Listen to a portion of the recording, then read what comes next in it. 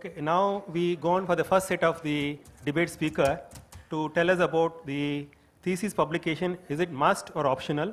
A must, Dr. Ketika is talking. Just optional, Dr. Sanket. Please come over to the podium and be ready simultaneously on both the sides so that you can start one over the other.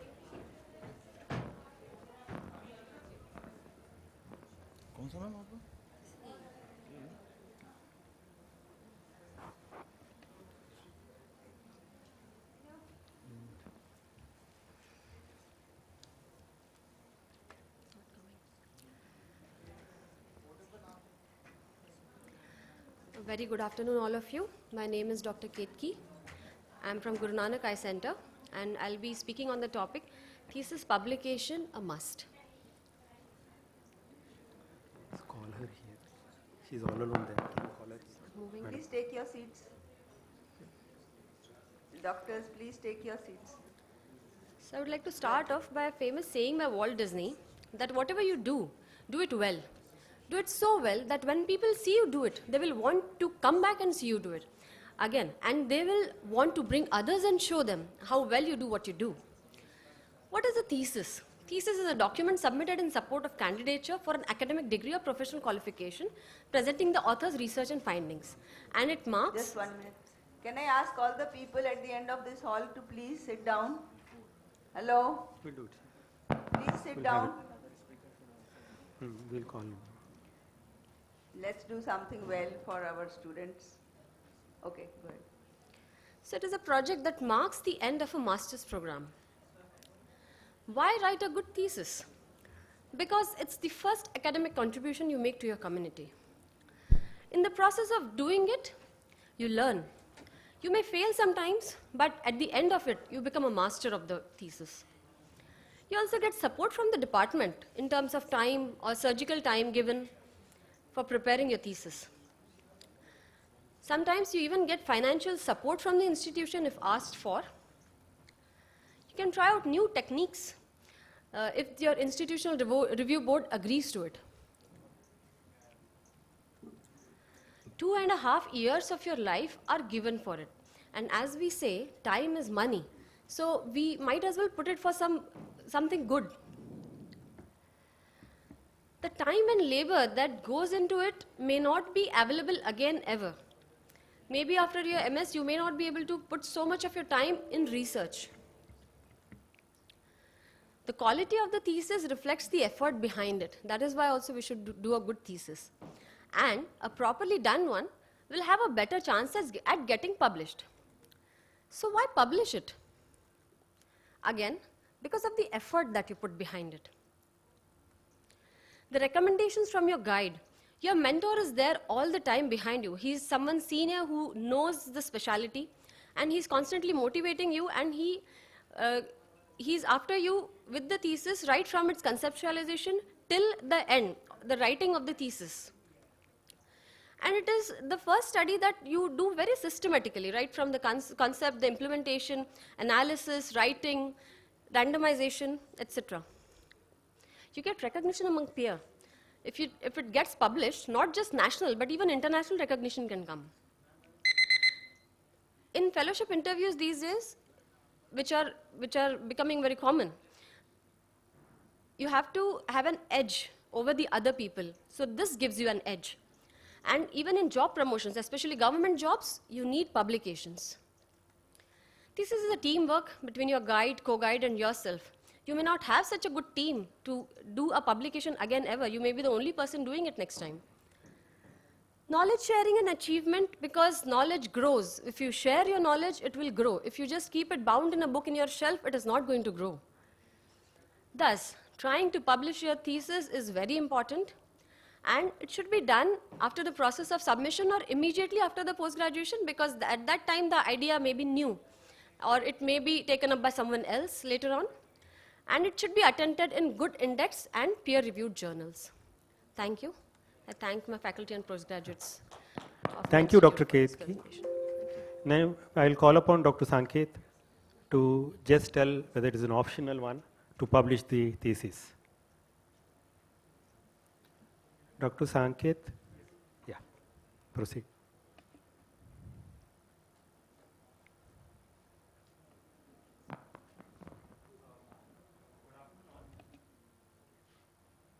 and all.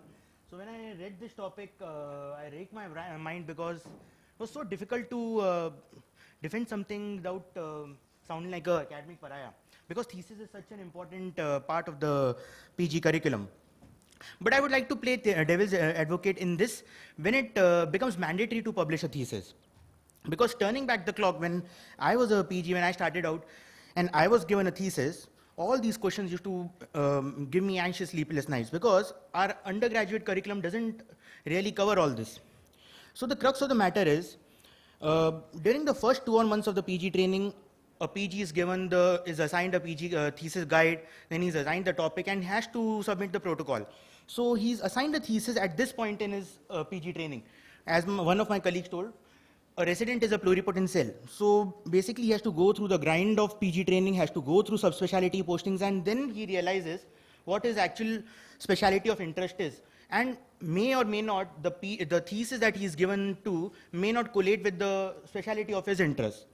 So, and also if the thesis publication is made mandatory, it will lead to a lot of things like it might hammer the PG to constraints of time and put undue pressure on him, then might lead to malpractices like plagiarism and fudging of data. And it might lead to injustice to the research that is actually going to happen. And overall, it might undermine the intellectual capacity and the performance of the PG. So, why not understand the essential purpose of the thesis in your PG program, which is to use it as a building block to learn epidemiology and biostatistics, validate your data and write a scientific report, and master clinical research. And not just in your thesis, but in the specialty of your interest, where you can actually publish and then gain brownie points in your fellowship interviews. So I would like to say that, yeah, thesis publication is a feather in the cap, but even if you don't do it, don't lose heart, because you can use it as a tool to become a accomplished researcher besides a besides a good clinician. So keep calm and finish your thesis. That's what I would like to conclude with. Thanks. Okay, just to highlight, the thesis publication could be the want of the hour for two reasons. One, to promote the candidate who has thrived. Whether he there's no question of not liking. Most of the time, as teachers, we need to look into the student's aspect and give the thesis which is, affordable, which the candidate can take up, the time frame. Looking into all this, the positive aspect, it is going to promote the candidate, and as far as the institution goes, it is going to be a credit for another publication. So MCI mandates so many publication for giving NAC accreditation and so many things. So in want of the advantage, we would recommend, the thesis to be published, and after all, it is such a work the student has thrived and devoted, and a pride for the teacher also and for the institute. With that, we go on for the next set of speakers. The next set of speakers have requested for some preponement. Now we'll look into the publication in peer-reviewed journal, whether it's going to be must or optional, for which I'll call upon Dr. Sonal and Dr. Shivani. I think before that there's some. Yeah, they requested to some reason. On request, we are taking up that topic. Yes, sir, please. Actually, thesis publication Sonal. to be published as a paper is not must. Thesis is all right. Shivani, It is please be not ready. must for a candidate who has done thesis that he will publish it. It is not required. Yes, sir, not must. You say it should be there. Ah, You want yes, to say yes, sir. this- It is not must to be a publication, but if it is good, if it is published.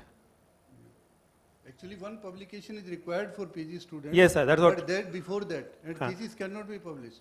So after that, it is not. As you must. rightly said, sir, one publication Yeah, is yeah. needed for the MS, Yeah. But so that they thesis can take the publication advantage is of their not own must. thesis to be published if they don't have any other publication. Yeah, that will be a good publication, that is all right. But it is not must till now. There is not must. And we can't have, because he has passed MS, thesis has been approved. After that, whether he publishes or not, that has got nothing to do with his MS degree now. No, sir, yes. Thank you, sir. That is the situation now. So what proposing is that should they publish their thesis, or should they at least have sent it for publication when they are appearing for MS? So that is the debate. Currently it is like, okay, they do it and they send it, and then whether they publish or not, it's none of our headache. But should it be our headache, and say that's the debate. Should it become mandatory for the fellow to have sent it for publication? It can't be made mandatory. This is the debate. Yes. This is the debate. So it can't be made mandatory. It is good if it is done. That's it. This is the debate that. So one last comment from our sir. So there's Ms. this Sinha, please get ready on this side. there's this issue that thesis itself is a publication. So it's a publication, and when you publish your publication again, it becomes self plagiarism. So Self-plagiarism. so when you're already published something that is available in the domain for anybody to pick it up and go to your medical Rightly college and so. find it, so it's already a publication. Yes, it is So there in the when your university and the publication- It's not library cited there. anywhere. No, it's not cited, so you don't know where it is unless you It's unless it is available cited in, on yeah. the So university there was, website or yeah. something. So there was this issue that we were looking at in the editors, this thing, that when you have already published something, I may have published something in Indian Journal, or may have published in a book. So it's not available to everybody as a book. I cannot publish that again as an No, article this or is a part book, of it it. is still citable, no? Thesis Even is, thesis. Thesis is not citable. Publication definitely is going to be Thesis is also citable and thesis is also citable not because sure. we have used thesis as citations where we have put in as a citation there. This is available in this but thesis. thesis is not considered as a publication. Yeah. Yes. it's not considered. So Because it is not available, no? It may be in some university, but where do we get that information? as And Madam there rightly is- said, it and is there in the there is- university. Any university library will have the set of people under them who have done the thesis, but that is not been published. And no registry is maintained for. No registry is maintained on So that. by the same logic, some people were talking about it. I have published it in the American Journal of Ophthalmology and it is $40 and it is not available for me. So I can publish it in Indian Journal where No, it no, becomes no, available. that So is wrong. something not being available which is published does not. I be, think we are running short of Yeah. time. We are already 50 minutes Dr. Sonal. behind Dr. schedule. Sonal So I would request that we can have limited comment section. Yes, please go ahead. Good afternoon, ma'am and sir, and the colleagues present here and respected teachers. I'm extremely grateful to Professor Morekar sir and Dr. Partha Biswas for including me in the AIUS ARC Teachers Conclave. Can I please have my slides up there? My slides are not visible actually. I'm really thankful to the esteemed panelists for allowing me the opportunity to present out of order. There's some emergency for which I have to go. I'm assistant professor at SMS Medical College, Jaipur, and this presentation topic really, confused me. I was like, is there even a debate about this thing that should we write and publish research papers or not? But then it opened my mind as well. I learned about the perils of the lot of things that my opponents would say, the pressure in which people are publishing, the predatory publishing, the monetary incentives, and the parallel industry that has started. But my answer to those will be elucidated in these slides. It's a very simple presentation. The ideal answer would be to share the research findings and promote patient care, learn from each other's mistakes. But in practical terms, it begins from the day we start working on our thesis, because thesis is a part of our curriculum. It's mandatory, and we start then working towards presenting it and then publishing it. And then after that, perhaps there are other incentives like job, funding, promotions, and mandatory rules and regulations by the government and other institutions. So publication is the only way that scientists would communicate with each other. It is the way in which authors would get credit for their original work. Like my first memory of original work would be Gimbel and Newhan, work on the capsular axis, and how I was taught that they both did it and they both get the credit for doing it in separate places at the similar time. Career advancement comes as a secondary thing. First of all, one does feel very happy when one gets credit for one's work. It's a great opportunity for international collaborations, because if you are published somewhere with your peers, reviewed panel after approval from them, the international community also looks upon your work with some greater respect. Then there are people who are more interested in, instead of academics, in the monetary side. Grants and book deals and all sorts of things also come with it, though I would not say that that should be the primary objective of anybody looking at this topic for a debate. Then we many times in India lack the kind of infrastructure to do molecular studies and studies on the biochemistry part, but then we have a wealth of clinical data, and I think we should all utilize it to the maximum. We can also benefit from one thing that we have to learn from each other. So reporting negative findings is equally beneficial. Like I learned that people have not published their results in the study in which the C3R was not useful in bacterial and late fungal cases. So sometimes those things can help somebody else who's thinking that I should also do a study on this topic. Then rejection. I think it teaches you a lot of fortitude when somebody else who is not there in your institution teaches you something which people in the view of the prism that you are working in has a different view from that, and you learn that you have been learning something wrong, or you can improve. So I think we should really learn from our mistakes even when we are facing rejection. And all these things are now available on the click of our cell phone. So we cannot say that we don't have time and we cannot use it to benefit our patients. And the successful publication done ethically would help in advancing the career and also in the overall progress of healthcare and our patient care. Thanking you all for a patient audience. Thank you. Next we move on, Just an Option by Dr. Shivani. Good afternoon, everybody. I'm thankful to the ARC for giving me this opportunity to present on this topic. This topic has put me in a very uncomfortable position to defend, because publication in peer-reviewed journals just optional during residency. So when we are in residency, it is a journey to specialty, and it is a very essential phase in the life of a medical student. And the whole process may be very taxing. So we are exposed to the research first in our career during when we are given the thesis topic. So do we actually have that enough knowledge in post-graduation to frame that important research question? What actually is research? Research is a very meticulous study taken in a very systematic way, inculcating the methodology and everything to give back to the scientific literature. So when we enter from our undergraduation to post-graduation, we only have set of MCQs in our mind, and then we enter the post-graduation. So we do not have that in-depth knowledge of that subject to have a research question.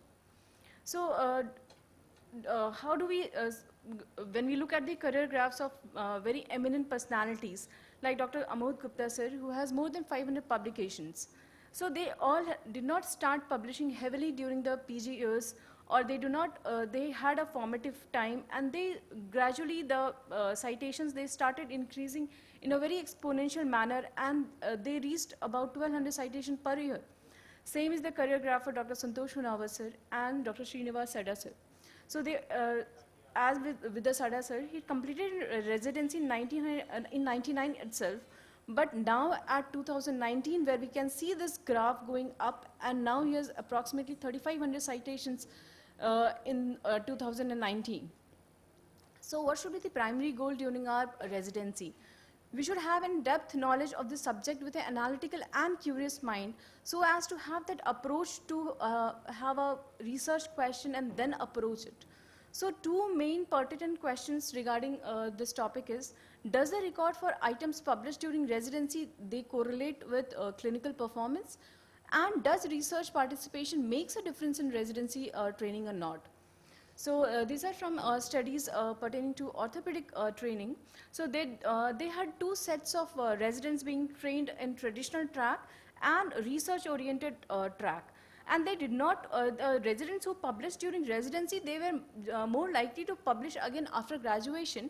But here, the total number of publication was not significantly different between the two sets of residents. Coming into the research grant funding, we find that at none of the point, there was significant difference between the traditionally trained resident and a research-trained resident. So there was no significant difference when we look at the subsequent appointments during career for academic appointment or be it fellowship subspecialty.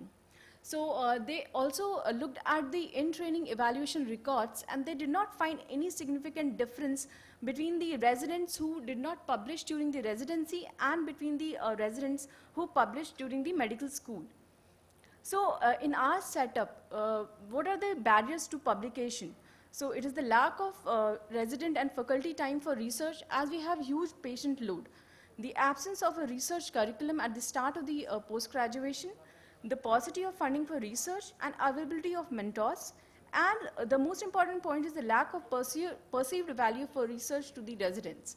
But nonetheless, there are certain benefits which cannot be overlooked. And the resident exposure to research, they have increased satisfaction with training, and they have acquired that lifelong learning and analytical skills which are going to improve the patient care, and they have an increased likelihood of pursuing the academic careers. So to conclude, it is mandated to maintain a balance between scholarship and apprenticeship in a worthy way for all the residency programs. And a residency program cannot be dominated by scholarly activity, and it is neither feasible nor desirable, and still scholarly activity in the residency is essential for the educational development of the resident. Thank you. Thank you. I just wanted to make one comment that some of the best questions have been asked by residents, whether it was fluorescent angiography by Elvis and what was his name was Novotin, and Arden ratio. Arden was a resident. Ridley lens, intraocular lens, question was asked by a resident, why you are not putting anything inside. So that naivety of the residents asking question is very, very critical. As a teacher, I always want to be surrounded by residents because they ask the most so-called stupid questions which don't cross the intellectual minds, and that is where our answers lie. Thank you. And as far as time is concerned, I think our lots of doctors in our country have huge amount of time. If you just look at the amount of WhatsApp they write, pages and pages, from morning till evening, dissecting all sorts of things. So I don't think time, any of us is constrained for time. Madam, shall we move on to the next debate, that is formal teaching of research methodology, must or optional. I call upon to Dr. Arpita for a must, and just an optional, Dr. Aniruddha.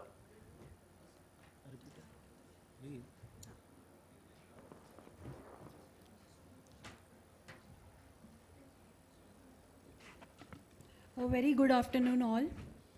I will be speaking on this debate, formal teaching of research methodology is must or optional. I will be going for must. So it cannot be optional, but the serious thing is it is not must too.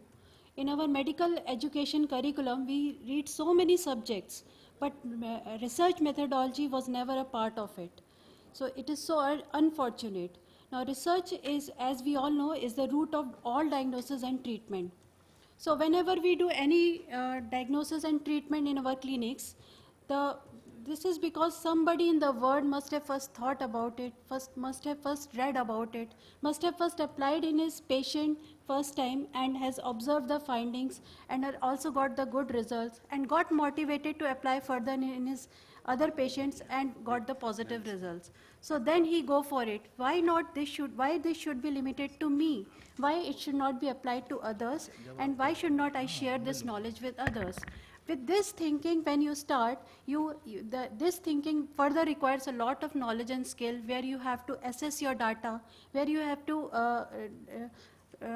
quantitate your data, and then you can write the manuscript, and then you think that it should be published in a peer-reviewed journal, and then the people can read about it. So this whole thing, it requires a lot of knowledge and skill. For example, when I finished my fellowship, I was doing AGV implant, but further later 2 years, the ADI implant came. It was because somebody did the ADI implant and then published the results and showed us the complications, the benefits, that I also read that and I also started doing the ADI implant. So this lack of research methodology in our medical curriculum, we though become a very good clinicians, but we fail to become good manuscript writers, good researchers, and good statisticians. So let me just enumerate the benefits of formal teaching of research methodology. First, we can develop the scientific temper at a very early stage, so we can do an independent research at later stages of career. And it is also good for people who want to pursue research only or who want to be consultant and come in the teaching line. There are busy practitioners, but if they have a very basic knowledge from their medical education, they can also plan a better study and a foolproof study. So this excuse that these are busy practitioners and we don't have time to do research, but if we have the basic knowledge, we definitely will do that. Study will be error-free from the beginning rather than the changes being made at the level of data assessment. And there are few diseases which are more rampant in India, like tuberculosis. So Indian-specific guidelines can be made for those. And we know that OCT and Humphrey visual field, where we match the threshold sensitivities, the database is all Caucasian, and we extrapolate it to Indian population. Then why we cannot create our own database and we make the comparisons with the Indian population? So an impact factor of Indian journals can be improved if we have the proper curriculum. So I see it like this: the elephant and the blind man. The elephant is like the abundant data and the clinical experience we have, and the blind men and the women are the doctors without the knowledge of research methodology. So my take-home message is, teaching of research methodology should be included in the medical education curriculum and should be made compulsory. And it is the best way to seed and improve research in Indian budding minds and to prevent brain drain. Our young researchers moving out get a good platform and do wonderful work and make us all proud. Like the lot of CEOs in US are all Indians, and there was a recent WhatsApp message that next time Trump has to call meeting of top CEOs in US, he will have to order samosas and jalebi because those all are Indians. So what if same platform is given in our own country and let the budding minds explore to raise new questions, new possibilities, and to regard old problems from a new angle? Thank you. Methodology is already compulsory. For every resident, it is compulsory, and we are asking them to undergo in first year itself. Exactly. Before they start dissertation. Yes, It the has new, already been made the new curriculum, the first years who have been admitted now, they'll be undergoing a paper which is mandatory to pass. Otherwise, they are not allowed to take up the MS exam. No, they are supposed to have 2 days training. It is must. I Yes, have to sir. give that certificate. Certification. Is must. Earlier, sir, And it was I not am like... conducting it. I am a principal in a college. For the last 3 years, I am conducting. Rightly said, sir. And I am specially arranging research methodology training. And first year resident has to go in the first year itself. First year not itself. later on. First Earlier year it was itself, not like before they that. start dissertation. Sir, I thought the topic is given because it's not like Yeah, that. And at national board our is- time, I national learned board has whatever... also made it mandatory. I think it's also because some people may still be skeptical. अरे क्या एक और topic डाल दिया हमारे sir के ऊपर?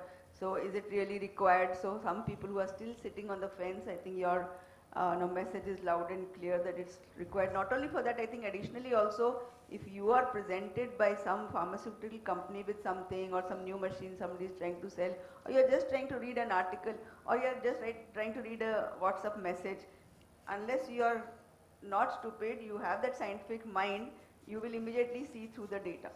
And you will not just be led by somebody who's trying to lead you this way and that They way. are putting for dissertation, and they are saying now it is very easy.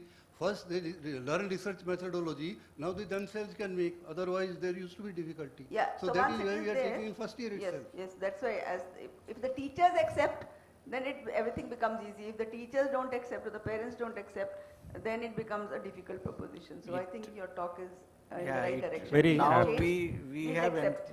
incorporated in UG training also. Yes. In FMC, it is mandatory for all cadets to undergo research methodology. Everybody, I think in That's day-to-day very life good it has become important, leave alone as ophthalmologist. Actually, after MS, I went to LVP, so I learned a lot from there. And the basic education of research, I learned from there only. Yeah, so Ma'am now it was- has become mandatory, so it's Yeah. good. As I said, it's not only for ophthalmology, but as human beings, things are thrown at us, data is thrown at us, advertisements are thrown at us. We need to have that scientific rational mind, and that comes from research. Another point is that maybe publication may be mandatory. Thesis is a must. All of you agree? Yes. If that is the thing, then how good is your thesis? Is it really to be projected? What is the implication on the community and the thesis study itself by large? You only will be able to address it by research methodology and the statistical analysis. Okay, I think we'll go ahead with Anirudh's Project they are talk. going. I think that ICMR STS projects are in a big way, with UG Arpita? students, every You college can is sit giving. down. Similarly, in Maharashtra, MEHS, STS projects are there. Okay. Yes. So they are also doing research. So nowadays, all these ICMR projects, even think- for the undergraduates, that is I think mandatory we- that since methodology we is to be since known. we are Okay, going go ahead, Anirudh. I think mine must be the talk which is already over. So there is no doubt that research methodology is very beneficial and it should be there. However, what we have to see is the current scenario even today in 2020 of our country. The main cause is cataract, and even what we discussed in many of our previous sessions, that one of the most important causes is the surgical complications of cataract surgery as a cause of blindness. So what focus of majority of our to be trained residents is to be on the surgical and clinical skills, so that they can learn indirect ophthalmoscopy, they can learn all the basic skills. So we have to allocate our resources, all types of resources. I completely agree with Madam. Many of our physicians, and not only physicians, all our countrymen are spending more time on WhatsApp than on anything else, but still it is causing a lot of shortage of time. So what is mandatory and what is optional is to be decided. So research methodology till now was not that necessary. That does not mean that it is not important. So in our formal teaching, it should be optional and not formal. So I have just gone through my point quite fast because sir already said that it is already made mandatory. So there is... Yes, there's merit to it, that's why it's been mandatory, in spite of many people saying it should be optional. For many years it was optional. Now I think we are a developed nation now and we should move forward with it. To make it mandatory. To make Yeah. it mandatory. It has been done great. Thank you, ma'am. Okay, you can go to the next. Madam, can we call upon the next? That So is, I call upon Vijay Kumar to talk about thesis topic. So now once we've decided that thesis topic has to be given, whether it should be a routine one or should it be the more difficult route to a novel one. Good afternoon, everyone. I'm Dr. Vijay Kumar. I thank the AOS ARC for giving me this opportunity. My topic of the talk today is choosing a routine thesis topic. Routine obviously looks boring, but it is very important to start the basic research. The idea of starting a thesis for a resident is to induce a curiosity in the minds of the young residents, ask them to let them think laterally, and start asking questions for the answers already given in the textbooks, and eventually to improve the treatment outcome or the patient care. So these are the basic things that are supposed to be taught during the undergraduate period, but it is not. So it is very important during the postgraduate young residents to learn the basics of medical ethics, medical etiquettes, and the importance of patient consent for any study for that matter. And we have to teach them these subjects along with research methodology, which is made compulsory already. To choose between a routine topic and a novel topic, it depends on the availability of advanced technology or the experience of the mentor and the expertise in that field or in that specialty, and the needed time to be allotted by the mentor as well as the resident, and the financial assistance if at all needed. So generally in our setup, it is very difficult to do a novel research because of the limited time, especially if the resident is a post-DO or DNB. They have only 2 years to learn the clinical skills as well as surgical skills, and also to do a study and thesis and to give the exams. And focusing on a novel topic may take up unnecessary time and may end up wasting the precious clinical time. And definitely it's not a PhD to do own advanced or a novel research. They can do later during the fellowship or during the consultancy period. So it is in a nutshell, it can be called as to start with baby steps. It is extremely important not to overstress the resident with a novel topic or an advanced research topic, because residents are very new to the subject as an ophthalmologist, and they rarely know the basics of ophthalmology. So it's very important for them to give the basic routine topics so that it's easier for them to understand the topic and work on it. And once their interest grows, then they can later do a novel topic. It's been already explained. So generally in a government medical college setup, there is always an overload of work for the mentor or the consultant or a professor. So there are more number of postgraduates and for a consultant, and there is less teaching time. The patients are more, they spend more time in the OPD. So it's difficult for them to get latest or expensive instruments to choose a novel topic to work on.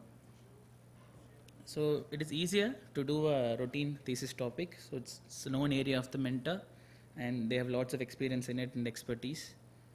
So to conclude, the routine thesis topics are time tested.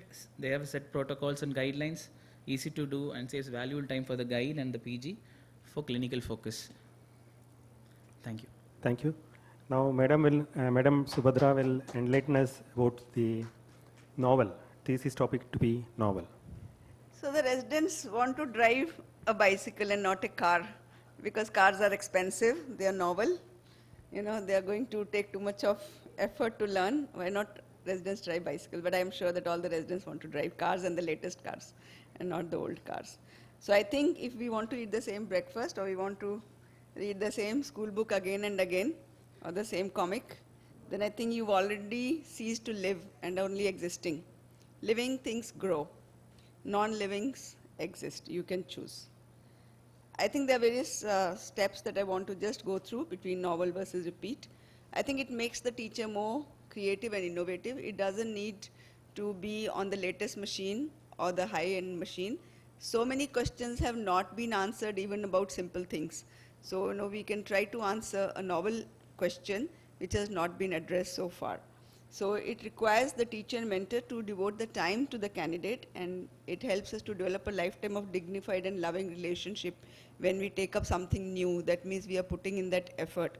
And this whole exercise as a mentor for myself, it keeps me at the cutting edge of knowledge, and it often clears up my basic fundamentals because the resident comes up with so many questions and tries to find the answer and keeps me updated and improve my knowledge, which I never knew. Like, for example, I did not know there's a thing called posterior microphthalmos. I was labeling them as high hyperopia, and then some resident came and said, Madam, in the book there's something called posterior microphthalmos. So then we did a topic on that. So they will read and they will tell you. So here it is said that why not take the easy path? Old topics are very easy. Why should I aspire to climb Mount Everest? I think the answer was given by the first climber he said that I want to climb because Everest is there and this is my place, Lolab Valley. So maybe I'm also somebody who wants to be there and want to climb all these big mountains and not go on the easy paths. So I think how long we Indians, and we will be second best, we'll be followers, we'll be a copy-paste nation. We all aim to be proud Indians, make in India, Mera Bharat Mahan, Sare Jahan se Achha Hindustan Hamara. So are these going to be mere slogans and empty noises, or are we really going to change path and make this happen? So are we only going to take from science and not give back to science? Here I am talking about, I had a patient where I inadvertently injected gentamicin into the eye, 20 milligram stat. And at that time I was just saying, payment, what did you find? Payment, what did you find on that rabbit eye? Did you find that as soon as gentamicin goes on the retina, it burns the retina? Is there a time lag?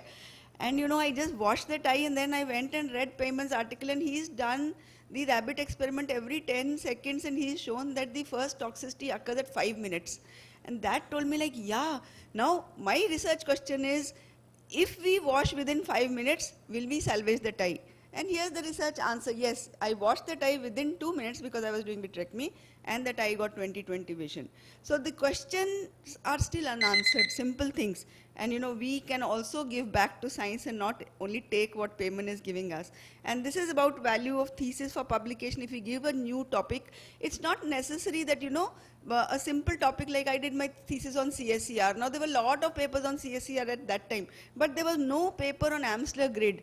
So out of my thesis, that Amsler grid portion I could publish in Canadian Journal immediately after completing my PG, and still there's no paper on Amsler grid in CSER. So when I talk about novel ideas, it's to answer the unanswered questions. It does not require a high-tech thing.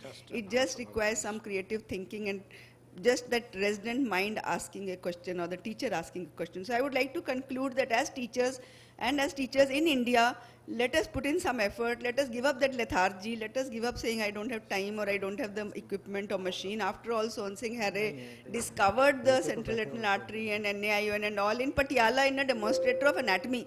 Okay, and he challenged Duke Elder saying that no, you are wrong and I'm right. So I think हम हैं नए अंदाज क्यों हो पुराना. Dr. Abhishek Dave and Dr. Shirish, are they here? Uh, I think now we can go ahead with the keynote address. yeah. Okay. I don't see Nalvigi also. Yeah, yeah. Ma'am, your keynote address is left. Is Abhishek here? No, they are not there. here. Well, And incidentally, about the novel topic, if you have a novel topic, you will get the Nobel Prize. Yes. For the ARC thesis, this thing, selection prize, I got 36 theses, and 9 theses were exactly same in title, material, method, observations, and results also. Great. Exactly same figures, no change. Yeah, that is copy paste, so let's not. And put it. one comment I want to tell, somebody was mentioning about Professor Amit Gupta and Santosh Unnavar, and nowadays we are in the era of modernization, and we are having so much of exposure. You have all the apps and so many things to calculate the statistical data, so many other gadgets to help you on, and exactly, maybe that is also there, and that being the thing, we should go by the novel topic and also to sensitize the residents to take up these publications in their residency period itself. Just take the inspiration from the novel WhatsApps which come. Election हुआ, novel WhatsApp आ गया, कोई एक चीज हुआ, कहीं पे थप्पड़ पड़ा, novel WhatsApp आ गया. So we are very innovative, we are very creative, but we stop when it comes to science. I think if we put our mind on something constructive, we will have done ourselves and our patients proud and our nation proud. So now I'm switching gears and trying to tell how do we give feedback to our student. And I think that is the way we should also give feedback to our husbands, to our children, to our servants. So it's a journey where how do you give feedback to somebody and you build partnerships so that everybody improves. So it's not just between a fellow and the teacher. So why should there be feedback from a mentor? I think my take is that I want my student to become better than me. Then only I have justified my existence as a teacher. My trainee should achieve the best potential. So they should acquire the knowledge, the skills, the attitudes and behaviors. There is no point in saying कि अगर आजकल तो बच्चे हमारी इज्जत नहीं करते हैं, आज तो वो पढ़ते ही नहीं हैं. I mean, what effort did I make to make them come up, to make them ethical, to have good behavior, attitude, so that they become the best effective healthcare providers, if not for anything else, at least to take care of me when I'm old. But here we have students who are very different. Every student is different. Their background are different. Their attitudes, behaviors are different. So how do we cater and how do we make things in such a way that we can apply these principles to everybody? And I would like everybody to read this article. This is a review article by Shubha Ramani and Sharon Krakow in Medical Teacher Journal, published in 2012, where they have summarized all sorts of evidence and all sorts of studies in that article, where they have given 12 points about the feedback. I'm just going to go through a few of them. First is that we must have a very respectful learning environment. We should not look down upon the other person whom we are trying to mentor, that, I am this big teacher and that person doesn't know anything. As I just now said, the residents know a lot, sometimes much more than us, and then we feel very threatened, and then we try to put them down. So it should be a very private and peaceful surrounding when we are giving the feedback, with mutual respect for each other, and it should be in a partnership to learn and share what is happening. It's a two-way process of interaction where the student should speak more, and we should be listening, and of course it requires a very good interpersonal communication skill between the student and the mentor, because they may be at different wavelengths because they're coming from different backgrounds. So at our place, once a month, 15 minutes we are sparing. It's already earmarked at LVPI. 15 minutes between each trainee and the doctor is earmarked for them to interact and give that feedback. So in spite of busy practice, busy work, 15 minutes per month, they have to sit down and have a talk with the fellow. So then, of course, we should communicate the goals and objectives for feedback. If we just two people sit there and talk without a proper format, we'll just be talking silly things. So we should set the time, agenda and goals beforehand at the start of the fellowship, at the start of residency, that this is what is going to be your feedback and this is how it's going to happen. You inform them how your performance will be assessed and how I'm going to give you the feedback on your performance, because this requires that I'm interested in you. I want you to be the best, And it's not to, stop you from going forward, but we need honesty on your side to present what is happening so that we can have a discussion and, improve things. So for us, we have an annual schedule which is given at the beginning of the year. Every Saturday, every month, it is earmarked for fellow evaluation and interview. So we ask them and we show them how to maintain their logbook. I'll just show you a sample of that. The seniors also guide the juniors how this logbook is going to help you. It is not to showcase to the teacher, but it is your work. And every long-term trainee also in our institute has a non-academic mentor from another department, like a, like a friend or a guide to whom they can go to when they are in personal or professional difficulty. So that person has nothing to do with the department. So a cornea fellow may have a oculoplasty or a microbiology person as their friend in the campus. So this is a fellow's logbook. So you can see they have done a lot of lasers date-wise, and then the person has written what difficulty that person had. So this the fellow has written very honestly what was their problem while doing that laser, while they were doing it, and the mentor was there and corrected. Same way, here is a logbook for the problem. This is on the day of surgeries, 7-8 days of surgery. So in that month, what problems they had. For each patient, they will write what difficulty they had in their logbook, and then the learning points for each of them the teacher has discussed right on spot. When that problem happened, the teacher was there and explained to them what mistake you are doing, and then the fellow at the end of the case is writing down what they learned. So they have a good repertoire or a good data about what they did difficulty and how they did it better. When the new fellow comes, they can tell them, don't do this mistake, this is what I did. So there's a lot of learning and sharing between the mentor and teacher, and it's done very honestly that what they did and how they can improve. So this feedback should be on direct observation. It should not be something that you imagine. So it is very important to be there at least in the early phase of the learning and show small things, steps, and what they're doing wrong, and they should document it. So now you can see here I'm trying to fly this kite. I don't know how to fly this kite. Now if my teacher is there looking behind and doing something else, then they're not going to teach me how to fly that kite. So it is very important that the behavior and attitude corrections should be given on actual observations than on second-hand information. If somebody says, no, that boy doesn't talk to patient well, that girl shouts at the counselor, don't give feedback on that. What you have observed, what you have seen, give on that, because it is found in research that the trainees accept and respect much more when you correct them on the behavior that you have observed. So that there's a very truthful, give and back, and rather than somebody is looking behind and giving a feedback without actually knowing what actually happened on the ground. Make the feedback really timely and a regular occurrence. This is the formative feedback that we were talking about, so that the corrections can happen side by side in the continuous learning process rather than at the end of the posting or at the end of the training when you cannot do the course correction. So at the end of any episode, if there's an acute episode, there was a big issue, then at the end of that, the two people should sit together, the teacher and the mentor, recollect all the details, both should put the things there, and then provide what did we do wrong or what did we do correct and how we could have done this. Then during the course of the posting of course, a longer session should be held, and then there should be a complete summary at the end of the posting. So Dr. Rao started this, and now it's been done by many people in my institute. At the end of the busy OPD, 70, 80, 100 cases, every faculty spends 10 minutes with the fellows and the optometrists and asks them to lay down what 2 good cases you saw or what 2 important points you picked up. So we complete that part there and then, because it is fresh, it is hot, there are queries in the mind of the resident, there was busy OPD, they didn't get the answer. So we try to answer it, it just takes another 10-15 minutes of our day. And if there's something new, what is happening at LV Prasad now is that now we have a proper assessment of the attitude and behavior of all the fellows and residents, which we collect quarterly and then discuss with the fellow in private and try to give them a feedback while they are on that. And this is also given to education department. Now this is very sensitive because we don't want any fellow to be, depressed and go for suicide or things like that because of a, reprimand. So this has to be done very sensitively in private between the mentor. Then we also should begin, whenever we are talking, to talk to the fellow. As I said, we should have this talk with the fellow talking more than the teacher. If we keep on saying, tumne ye nahi kiya, tumne wo nahi kiya, tum ye kharab ho. No, first listen to that person, ask what they did, commend what they did good, and then say where were the gaps, what we could have done better, and this is what we are doing. Always we are doing this in our sessions, and then we provide the guidance and not the path.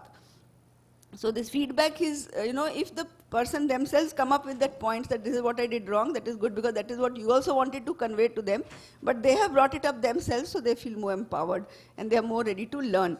So these are the 4 points which should always start with what good happened. Always say the glass is full before you say the glass is empty. So what good happened? You did this good, you were good to this patient, I was very impressed that day you worked till late.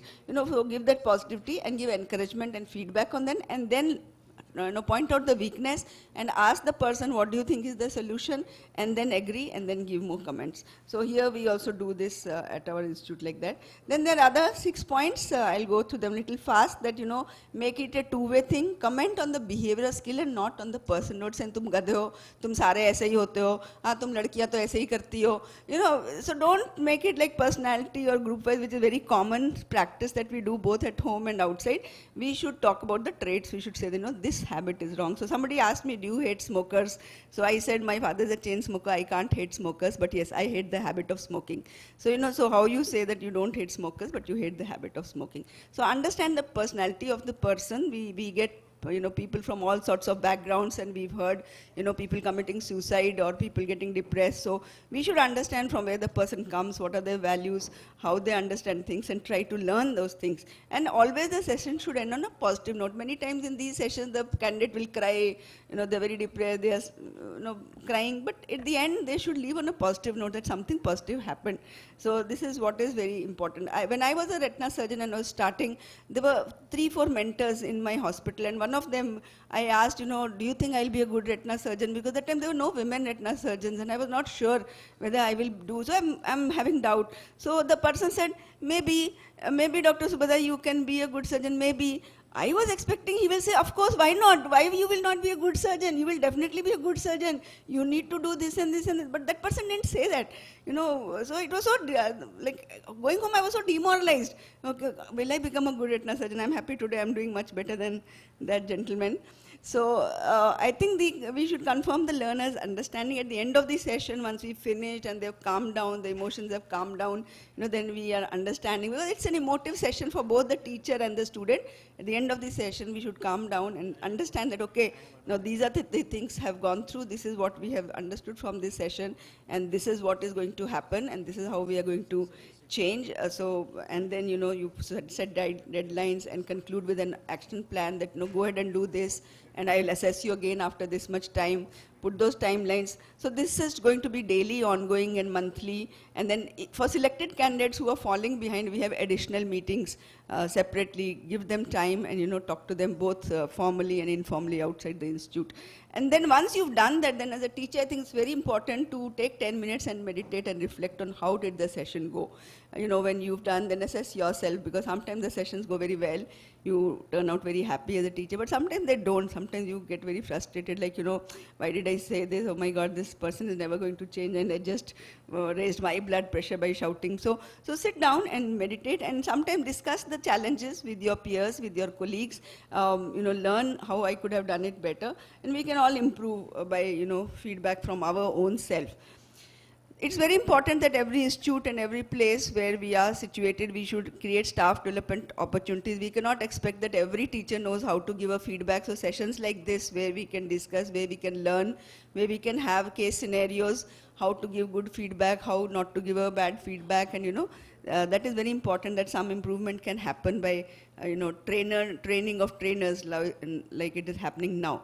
And last but not the least, I think the feedback giving should become a process and part of institutional culture, and it should traverse each and every activity, not only education of trainees, but research, patient care, operations, policy decisions. We should all be open to getting feedback, and even now in sessions they will put the form, please give feedback. Even a restaurant they will say, please give feedback. Ola will say give feedback. Indigo will say give feedback. So I think we should also all learn how to give feedback, how to evaluate ourselves. This will provide empowerment and opportunity to learn how to give feedbacks and how to also receive the feedbacks constructively. So I think to conclude, we should learn the science and the art of feedback. This is very important. It's all about building strong relationships. It's not about criticism and bringing somebody down. In our aspiring journeys to be the best teachers, and you can see me here, having a good relationship with my student. Thank you. Thank you, madam. That was a wonderful, beautifully narrated keynote on feedback. Madam rightly emphasized the need for the constructive feedback to end with a positive note, nothing to be personalized. With that, we move on to the next session on the mixed bag. For that, I'll call upon Dr. Sandeep Saxena to take over. Thanks for the organizers for having us here. Thank you.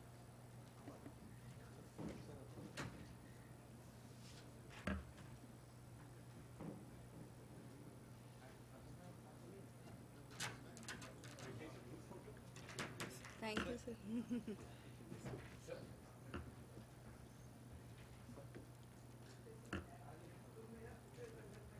नहीं मैं इसको delete कर रही थी.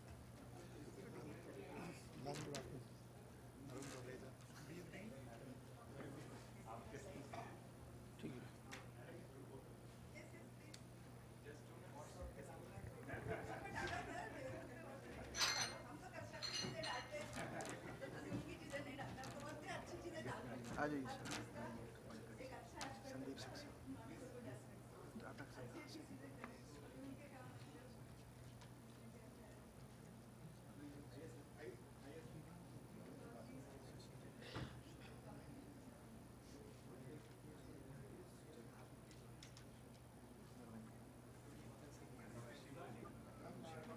हाँ वो आए होंगे.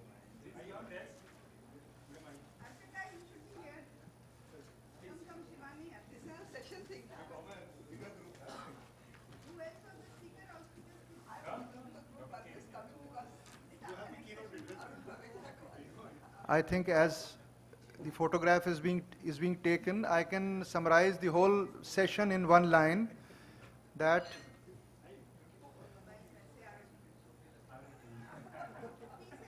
a good thesis